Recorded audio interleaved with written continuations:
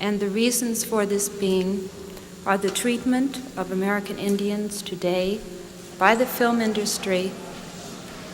Many famous celebrities have hidden dark pasts that most people aren't aware of. Behind the glamour of the silver screen, there lies a history of prejudice and intolerance. Some stars have promoted anti-Semitic conspiracies, while others have made blatantly racist remarks. Curious to know who they are? Stay tuned to find out. John Wayne. John Wayne, the iconic cowboy and Hollywood legend, made a lasting impact on the film industry with his memorable roles in westerns and war films. Standing at 6'5", Wayne's commanding presence and rugged persona came to symbolize American bravery and masculinity for decades. His role as Rooster Cogburn in True Grit earned him the Best Actor Oscar in 1970, a recognition that celebrated both his performance and his larger-than-life reputation. Yet, Wayne's legacy is complicated by his controversial and racist statements, especially those from a 1971 Playboy interview. At a time when the United States was grappling with the Vietnam War and the Civil Rights Movement, Wayne's views seemed woefully out of step with the changing values of the era. In the interview, he openly admitted to holding white supremacist beliefs, suggesting that black people needed to reach a certain level of education before they could be considered equal. He also voiced his disapproval of placing authority or leadership roles in the hands of those he deemed unfit, revealing his deep-seated prejudices. Wayne's controversial views extended beyond African Americans. He often referred to Native Americans as savages and defended the historical appropriation of their land. These comments underscored his outdated and offensive perspectives, which were increasingly at odds with the growing push for equality and justice in America. Despite the backlash, Wayne's career remained largely unaffected. Many of his fans and industry peers either overlooked or accepted his views, preserving his status as a Hollywood legend. The 1970 Oscars, where Wayne won his Best Actor award, highlighted the cultural tensions of the era. Protests at the time criticized the lack of representation of black musicians in the orchestra and condemned the negative portrayal of Latinos in films like The Wild Bunch and Butch Cassidy and The Sundance Kid. While Wayne's True Grit embraced a traditional take on the Western genre, other films such as Midnight Cowboy challenged and deconstructed the American cowboy ideal that Wayne had long personified. Wayne's films, especially The Searchers, faced criticism for reinforcing negative stereotypes about Native Americans. His racial and ethnic views added a contentious dimension to his filmography. Additionally, Wayne expressed disdain for Midnight Cowboy's portrayal of gay relationships, using a homophobic slur to describe the characters. This reaction underscored his alignment with Hollywood's old guard, resistant to the era's progressive changes. In 1973, Marlon Brando made headlines by refusing to accept his Best Actor Oscar for The Godfather in protest of Hollywood's treatment of Native Americans. He sent activist Sachin Littlefeather to deliver a statement criticizing the film industry's portrayal of Native Americans and addressing the events at Wounded Knee. The response to Littlefeather's speech was mixed, with both boos and applause. Wayne, who was present, was reportedly so enraged by the speech that security had to intervene to prevent him from confronting her on stage. This incident highlighted Wayne's opposition to the shifting cultural landscape and his staunch defense of traditional yet problematic values. Despite the backlash, Wayne remained a celebrated figure in Hollywood. In 1979, the year of his death, the Orange County Airport was renamed in his honor, intended to commemorate him as a symbol of traditional American values. However, recent years have seen increasing calls to remove his name from the airport due to his controversial remarks. Wayne's son, Ethan, has defended his father's legacy, arguing that Wayne was not a racist and suggesting that today's use of such terms is overly casual. Nevertheless, the debate over Wayne's legacy persists, highlighting the challenge of reconciling his significant contributions to cinema with his problematic beliefs. Wayne's impact on Hollywood is undeniable. His iconic roles in films like Stagecoach, The Searchers, and True Grit helped define the Western genre and cemented his status as a cultural icon. Yet his personal views and the controversial statements he made in interviews continue to cast a shadow over his legacy. Marlon Brando. Marlon Brando, a towering figure in Hollywood's history, is renowned for his groundbreaking performances in classics like The Godfather and A Streetcar Named Desire. His revolutionary approach to acting, marked by method techniques and emotionally raw portrayals, left an indelible mark on the craft. Despite his immense influence and the accolades he garnered throughout his career, including multiple Academy Awards, a darker side of his legacy has emerged, particularly regarding his views on Jewish people. In 1996, Brando's appearance on Larry King Live brought his controversial opinions into the spotlight. During the interview, Brando made comments that ignited accusations of anti-Semitism. He criticized Hollywood executives, many of whom were Jewish, for perpetuating negative stereotypes about minorities in their films. Brando argued that these executives, given their own historical suffering, should exhibit greater sensitivity. However, he accused them of instead choosing to demean others. His remarks were widely condemned as deeply problematic and offensive, reflecting a profound disconnect with the evolving values of the time and highlighting a troubling aspect of his personal beliefs. The backlash against Marlon Brando's comments during his 1996 Larry King Live interview was both swift and intense. Jewish leaders and civil rights activists swiftly condemned his remarks, arguing that they were not only harmful, but also had the potential to incite further discrimination. By specifically targeting Jewish executives, Brando's comments were perceived as an attack on a particular group, reinforcing harmful and long-standing anti-Semitic stereotypes. Despite the gravity of his statements, some defenders contended that Brando was simply expressing a critical opinion on the moral responsibilities of the film industry rather than promoting prejudice. However, this incident was not an isolated episode in Brando's career.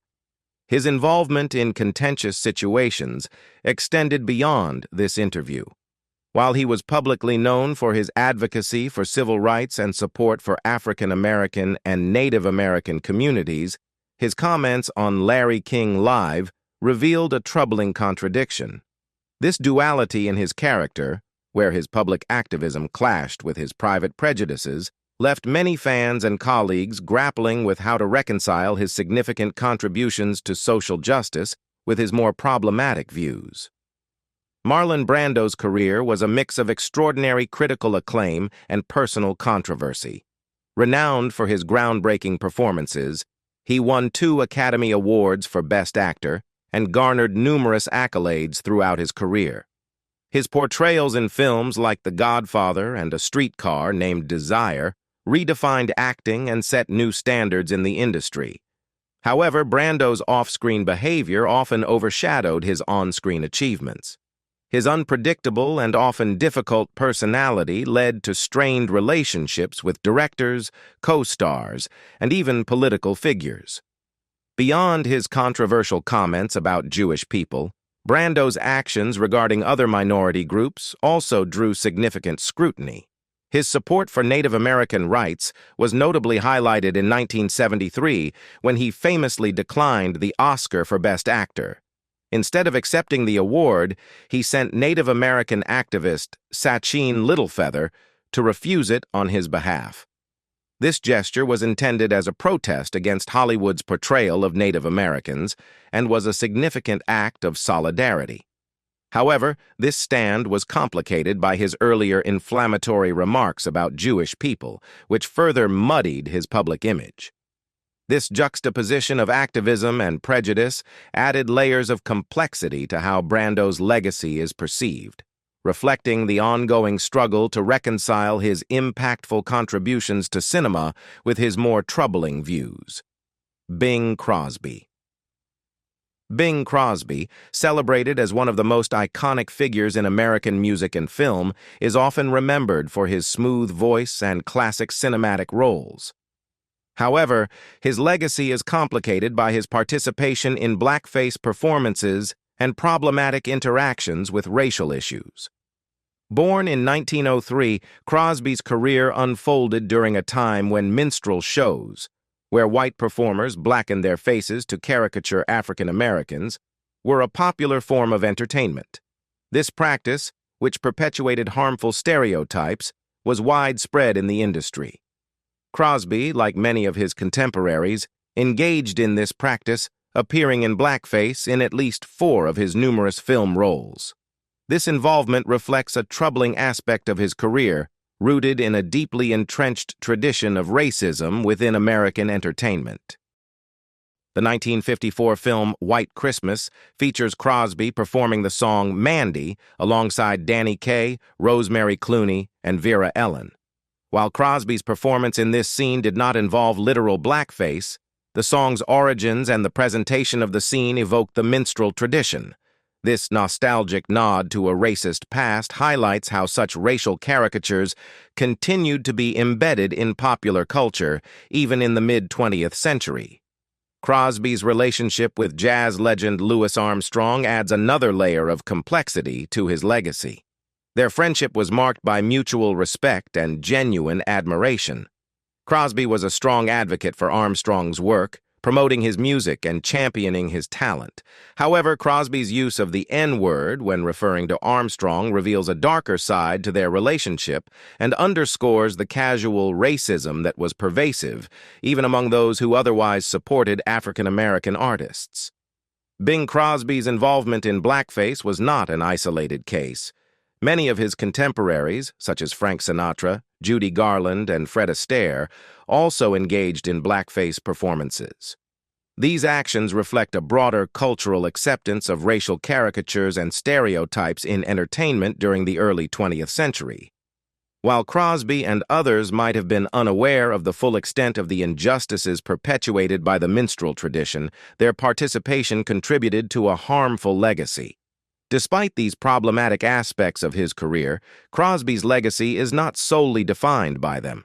His significant contributions to music and film, along with his support for talented African-American artists like Louis Armstrong, are also important parts of his story.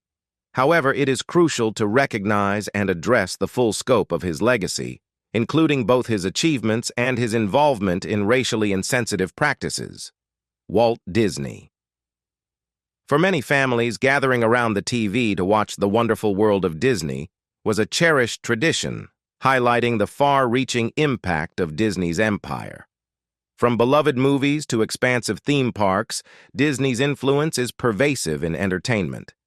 Founded on October 16, 1923, by Walt Disney and his brother Roy, the Disney Brothers cartoon studio in Hollywood evolved into a global powerhouse. However, behind the enchantment, what was it truly like to work for Walt Disney, and did he hold problematic views about race and ethnicity? Accounts of Disney's character are mixed. Some former employees and close associates strongly deny any racism or anti-Semitism, while others present a different picture. One notable perspective comes from Bill Melendez, a Mexican-born animator renowned for his work on the Peanuts cartoons. Melendez, who was employed by Disney in his 20s, recalled Disney as a formidable figure who openly expressed disdain for certain groups, particularly Jewish individuals. Disney's issues extended beyond race. He reportedly had challenges with female employees, often relegating them to lesser roles despite no allegations of inappropriate behavior. Writer Joan Scott, who worked on shows like Lassie and Have Gun Will Travel, recalled an incident where a top Disney executive questioned her background at Walt's request, suggesting a possible bias against women in creative roles. One of the most troubling aspects of Disney's character is his connection with Nazi filmmaker Leni Riefenstahl. In 1938, just a month after the Kristallnacht pogrom, Disney hosted Riefenstahl at his studio and gave her a grand tour. This, along with Disney's frequent use of racial slurs and other offensive language, paints a disturbing picture of his views. While such attitudes were not uncommon at the time, they were increasingly coming under scrutiny. Disney's films also reflected his problematic views. The portrayal of the crows in Dumbo and the entirety of Song of the South have faced significant criticism for their racist imagery. It wasn't until 1957 that Disney hired his first African-American animator, Floyd Norman. Prior to this, even the mere perception of being black was problematic at Disney Studios. An anecdote from an employee illustrates this. Walt Disney once mistook a dark-skinned Hindu man for being black and ordered his dismissal, highlighting a troubling level of racial insensitivity. While Disney's personal biases were apparent, it's important to acknowledge the complexity of his legacy. On one hand, he created beloved characters and stories that have entertained and inspired generations. On the other hand, his prejudiced views and actions cast a long shadow over his achievements. This dichotomy between Disney's public persona and his private beliefs forces us to grapple with how we remember cultural icons, balancing their significant contributions against their personal faults. Disney's history reveals notable issues with gender discrimination as well as race. In 1938, Disney sent a letter to a female applicant stating that women were not considered for creative roles, highlighting a broad exclusion of women from significant positions within the company. This practice reflected the prevailing societal norms of the time, but also underscored Disney's personal biases against female creatives. Disney's impact on the entertainment industry extends far beyond his death, with his empire, now including NBC and Telemundo, continuing to shape the landscape of media and entertainment. However, as societal values evolve, there is a growing movement to reassess historical figures like Disney, weighing their significant contributions against their discriminatory actions and beliefs. The conflicting narratives about Disney's character illustrate the complexity of evaluating historical figures. While some defend Disney by highlighting his groundbreaking work and influence in entertainment, others point to his discriminatory practices and associations, reminding us of the need to address both the positive and problematic aspects of his legacy. William Frawley. William Frawley, widely recognized for his role as Fred Mertz on the beloved sitcom I Love Lucy, is remembered as the gruff, penny-pinching landlord who brought laughter to millions. However, behind this memorable on-screen persona lay a more complex and troubling individual. Born in 1887 in Burlington, Iowa, Frawley's early career was marked by numerous shifts, transitioning from vaudeville to film and television. His path to fame was far from straightforward, characterized by a volatile temper and a long struggle with alcoholism. Despite amassing over 100 film credits before landing his iconic role on I Love Lucy, it was his portrayal of Fred Mertz that truly elevated his career. His chemistry with co-stars Lucille Ball and Desi Arnaz was palpable and contributed significantly to the show's success. However, off-screen, Frawley's relationships were fraught with tension. His infamous temper was a frequent source of conflict on set, and his attitudes towards minorities were deeply troubling. Frawley was known to use racial slurs, including targeting his Cuban-born co-star Desi Arnaz. Bob Schiller, a writer on I Love Lucy, observed that Frawley's views were emblematic of the 1920s, a time when such prejudiced attitudes were more widespread. This perspective sheds light on how Frawley's personal biases were reflective of broader societal issues, even as he played a beloved character on television. William Frawley's relationship with his on-screen wife, Vivian Vance, who portrayed Ethel Mertz, was notoriously strained. Vance, who was forced by contract to wear unflattering, frumpy clothing to appear older than her actual age, harbored deep resentment towards Frawley. This feeling was compounded by the fact that Frawley was 21 years her senior. Their mutual disdain was palpable, and their interactions off-camera were minimal at best. Despite their undeniable on-screen chemistry, the two rarely spoke once the cameras stopped rolling. This animosity extended to professional matters as well. While Frawley was open to the idea of a spin-off featuring the Mertzes, Vance's refusal to work with him again effectively shelved the project. After I Love Lucy, Frawley continued his career with a notable role as Bub on My Three Sons. However, declining health eventually forced him to leave the show.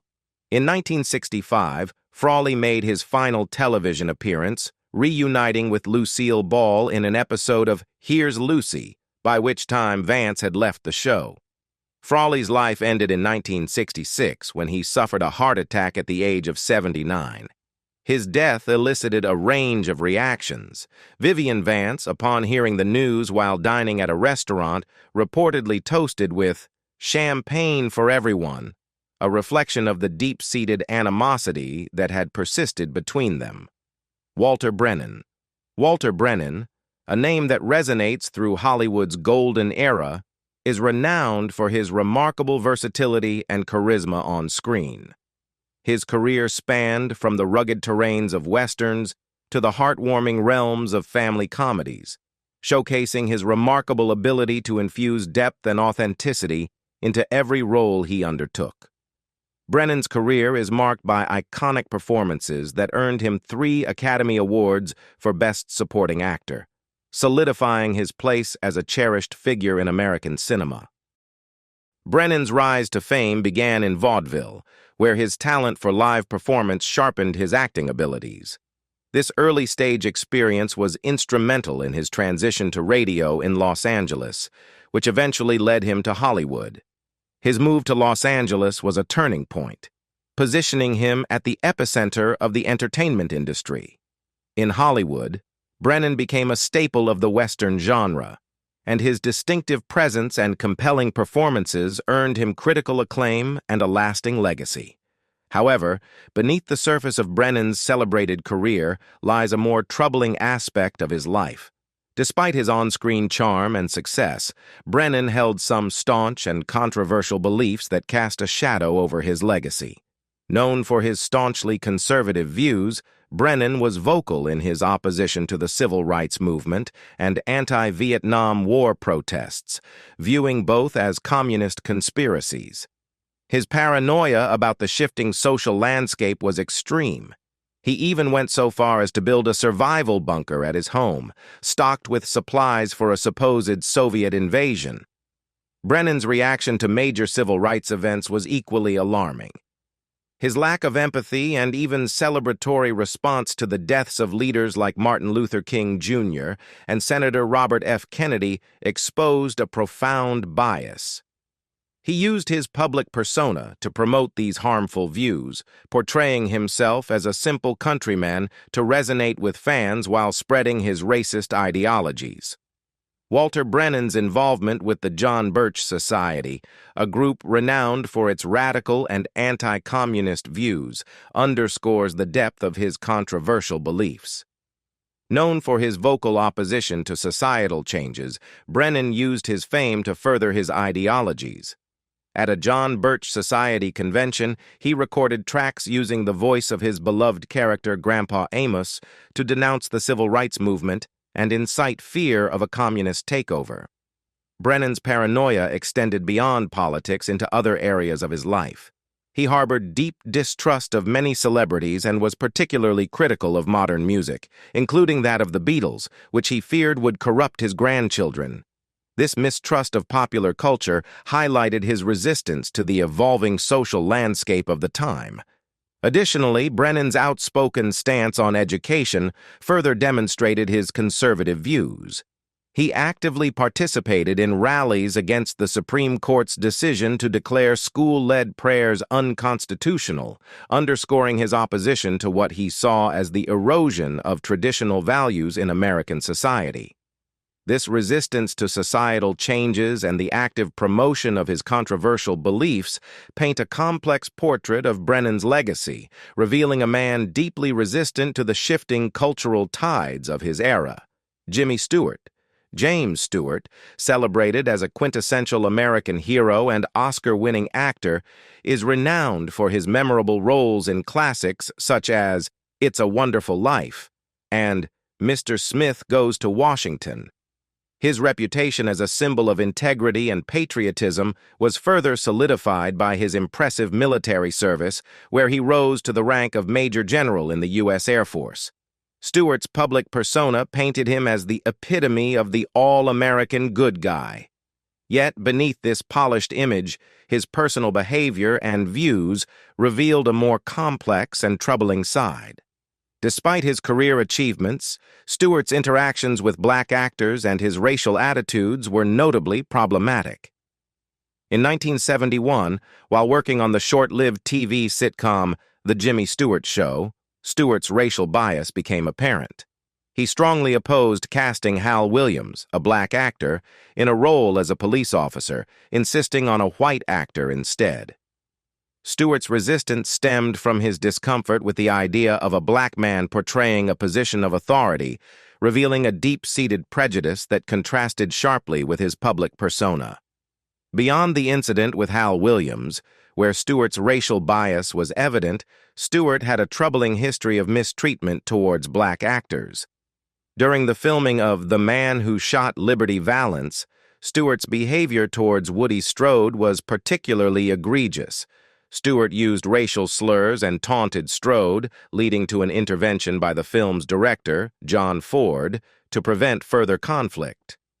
Stewart's wife once described his temper as terrifying, acknowledging that while he managed to control it better than anyone she knew, his outbursts were deeply unsettling. The controversy surrounding Stewart's opposition to casting Hal Williams was especially telling. It highlighted his belief in maintaining racial hierarchies, reflecting a broader resistance to social change both on television and in society at large. This incident, coupled with his history of racial insensitivity, casts a long shadow over Stewart's otherwise distinguished career and tarnishes his legacy. Stewart's personal life also revealed complexities beyond his public image. His close friendship with fellow actor Henry Fonda, marked by deep mutual respect, was nevertheless strained by their differing political views. Their disagreements on politics once led to a physical altercation, after which they agreed to avoid political discussions for the remainder of their 50-year friendship. This incident underscores how Stewart's personal convictions and temper could disrupt even his closest relationships, adding another layer to the nuanced legacy he left behind. Mel Gibson. Mel Gibson, renowned for his roles in blockbuster films such as Braveheart and Lethal Weapon, is a celebrated actor and director whose contributions to cinema have earned him critical acclaim and numerous awards. His intense performances and directorial achievements, including an Academy Award for Braveheart, have established him as a significant figure in Hollywood. However, Gibson's career has been overshadowed by a series of controversies related to his racist and anti-Semitic remarks.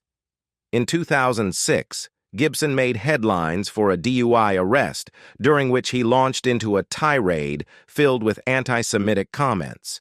He blamed Jews for all the wars in the world and expressed vehement hatred toward them. This outburst, which came at a time when Gibson was already facing criticism for his divisive behavior, fueled widespread backlash and led to a temporary setback in his career. Gibson's problematic views extended beyond this incident. In 2010, during a recorded phone call with his then-girlfriend, Oksana Grigorieva, Gibson used a series of racial and sexist slurs. He made derogatory comments about black people and women, further tarnishing his public image. These recordings revealed a disturbing side to Gibson's personality, one that clashed with the public's perception of him as a charismatic and talented actor. Moreover, Gibson's remarks on race and ethnicity were not limited to isolated incidents. His film, The Passion of the Christ, was criticized for its portrayal of Jews, with some accusing it of perpetuating anti-Semitic stereotypes. Gibson's long-standing ties with controversial figures and organizations also drew scrutiny, suggesting that his problematic views might have influenced his creative decisions. Despite these controversies, Gibson has experienced periods of professional resurgence. He managed to revive his career with films like Hacksaw Ridge, which earned him critical praise and a return to the awards circuit. However, his legacy remains complex and contentious. While he has made significant contributions to film, the racist and anti-Semitic remarks he has made continue to cast a long shadow over his achievements. Roseanne Barr. Roseanne Barr, a pivotal figure in American television, is best known for her groundbreaking role in the hit sitcom Roseanne, where her portrayal of a working-class mother earned her critical acclaim and a significant following. Her bold and often unfiltered approach to comedy resonated with many, establishing her as a key voice in television during the late 20th and early 21st centuries. Barr's impact was cemented with multiple Emmy nominations and wins, showcasing her talent for both humor and dramatic performances.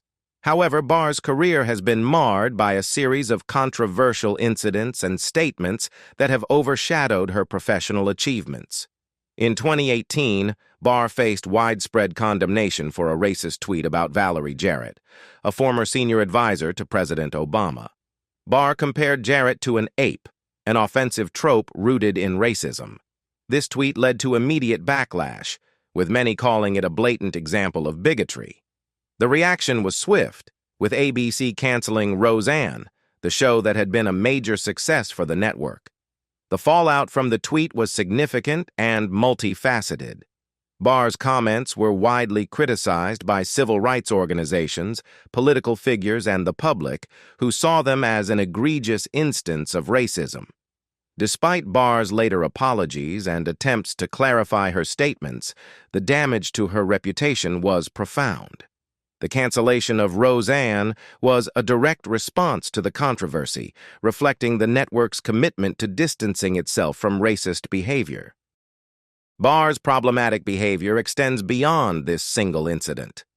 Throughout her career, she has made several inflammatory statements and engaged in actions that reflect poorly on her public image.